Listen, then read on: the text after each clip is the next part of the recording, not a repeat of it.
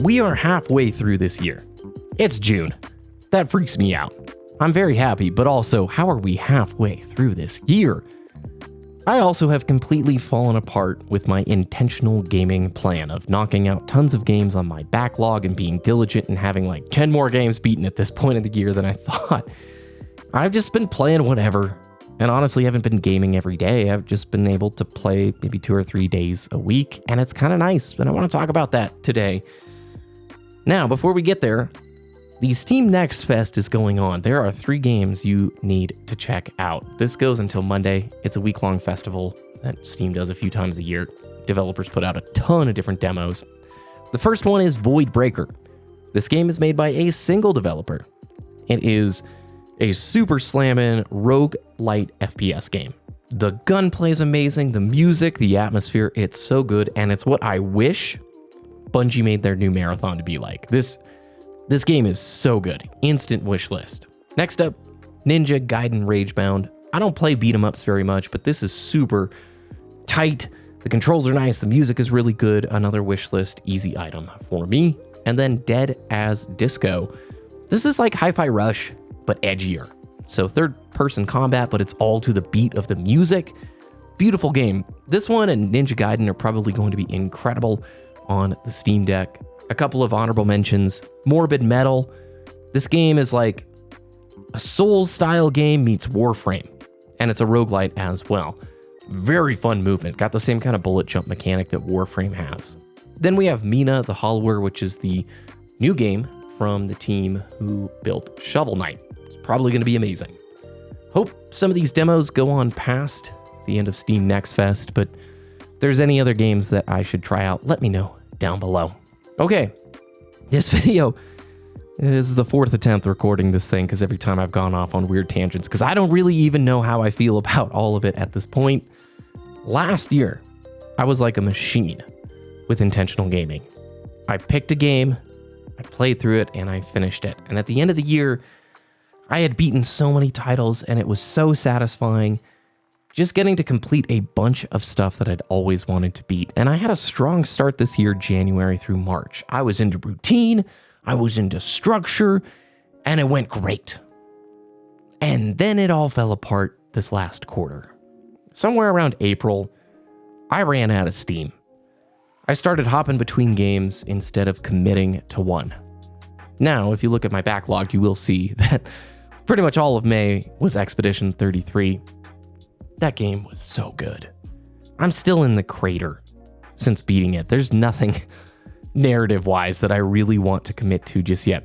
I would rather do a New Game Plus run of this thing, and maybe I will, instead of starting a new game, because nothing will compare. It was so good. It was just, oh, maybe there's the answer right there. But anyway, in these backlog discussion videos, there's usually 2 kind of comments. The first is, wow, what a first world problem, having guilt that you're not finishing more games from your backlog. And I would agree. If you have the time and the means to play a game, that's a huge luxury. I never want to forget that. But the second comment is, hey, it's a made up problem. You don't need to beat everything that you own or that you start. And I think it's a bit of yes and a bit of no. No, you obviously don't need to beat everything that you own, but there is joy in finishing a game, getting closure and satisfaction. Imagine starting 10 projects around your house and not finishing any of them for like 6 months. It is fatiguing and draining, whereas there's a lot of joy in picking one project, seeing it through to completion, and then moving on to the next one. And that's where this dumb push and pull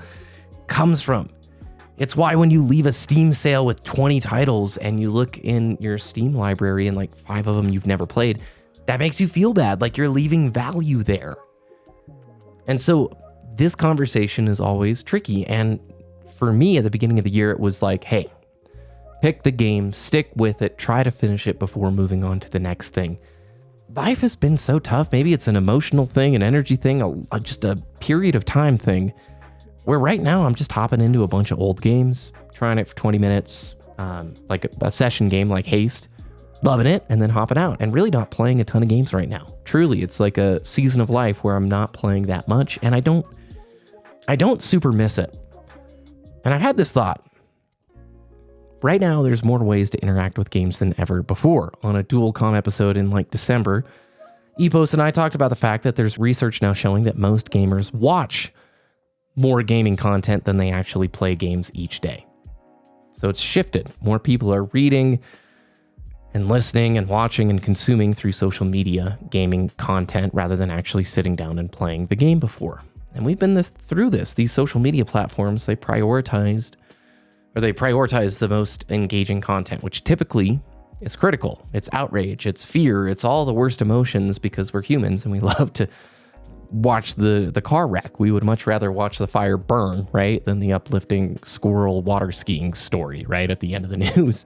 So with that said, it's really pretty tricky right now to consider yourself a gamer if you don't interact with all of those things, or at least that's the preconceived, I guess, like subconscious notion many people have. Maybe I'm wrong there, but it feels like if you're not connected to one of the social media platforms and reading about your multiplayer game of choice, then you're not really in the scene. And I kind of want to push back on that, where you can love this hobby and enjoy it so much, probably enjoy it so much more, without having to watch streams and videos and read tweets about it 24/7. And in fact, I think that's what I need to try and do. It's this tough thing being a content creator because I want to watch and hear about what's going on and know what's in the scene and what are the cool games.